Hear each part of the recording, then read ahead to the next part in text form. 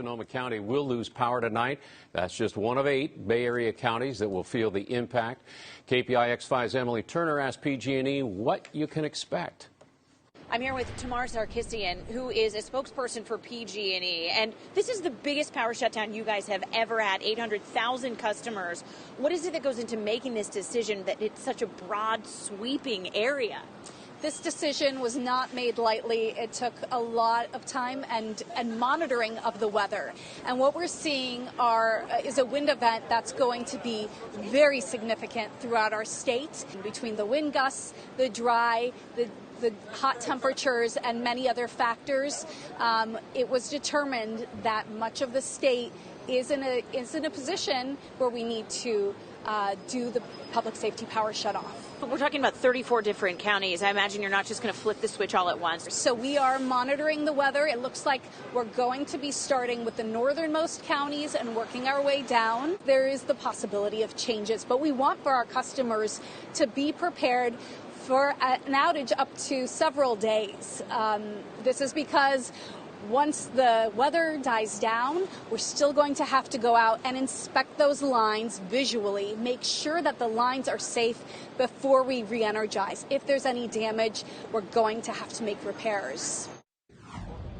So as PG&E makes their announcements about these outages and when they'll happen, there are NIXL alerts that are going out from the individual municipalities. I can tell you that Napa and Sonoma, their power will be going out per that NIXL alert just after midnight. Marin County, per the sheriff's office there, that will be going out by 4 o'clock in the morning. And then everything else from there will be determined by the weather, by the team of more than 100 people in the emergency operations. Hours away now from an expected power outage that could impact more than 800,000 customers in 34 counties. PG&E telling us it may need to cut the power to prevent wildfires. And that is thousands of people doing what they can tonight to get ready. When they turn the power out, it's like instant. But when they go to put the power back on, it takes 3-4 days to get it back on because they got to look at every line and every pole. Today, the utility added 4 more counties to the list that could see the power shut off. It is a big area, as you can see on that map. You can see parts of northern, central, coastal, and Bay Area counties where people could lose power. This actually covers most of PG&E's service area. The expected power shutoff is prompting schools and government offices to close. We're still waiting to find out exactly when the power will go off for different communities, but we do have a list of some of the closures scrolling right across the bottom of your screen right now. And tonight, millions of people are preparing for the lights to go out. Here is the latest on the planned power shutoff. Tonight, California's Office of Emergency Services activated its operations center to help manage the upcoming power shutoff. PG&E is emailing and texting customers to alert them.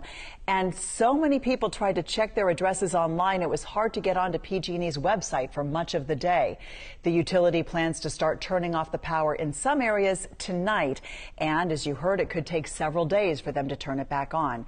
Now, if you live in one of the areas where the lights could go out, you have just a few hours to get ready in some of those cities. Yeah. We began with that massive expected power shutoff from PG&E that may affect more than 42,000 customers here in Kern County. The potential shutoff and up and down the state in response to a weather event that could increase the risk of wildfires. 23 ABC's Austin Westfall joins us live in Oildale, where some residents are saying they were notified that their power could be shut off. He's also tracking the other Kern County cities affected tonight. Austin?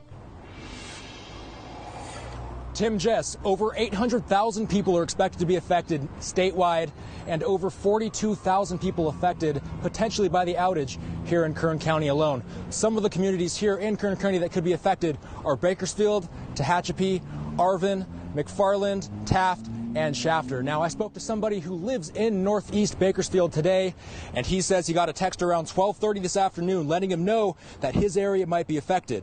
In a follow-up email at about 3:30, PG&E told him that they plan to turn off the power tonight just after midnight. It's unclear how long the power could be turned off, but Lee Knotts Martin says he's preparing for the power outage since he has a little one at home. I'm hoping that if that's the fix until they figure out something else, I guess so. I mean, we obviously don't want wildfires, but hopefully there's another solution in mind in the future. Maybe this is something in the interim. We've got a toddler at home, so it would greatly affect our life, especially when you're trying to get prepared for the next day, make dinner, etc. So it'd be problematic. Investigators from the California Department of Forestry deemed that last year's deadly wildfire that leveled Paradise, California, was initially sparked by PG&E power lines. That fire killed 85 people. Now, if you want a full list of locations that could be potentially affected by the power outage, you can go to turn23.com. We'll have more on this developing story on 23 ABC News at 11. In Bakersfield, Austin Westfall, 23 ABC News, connecting you.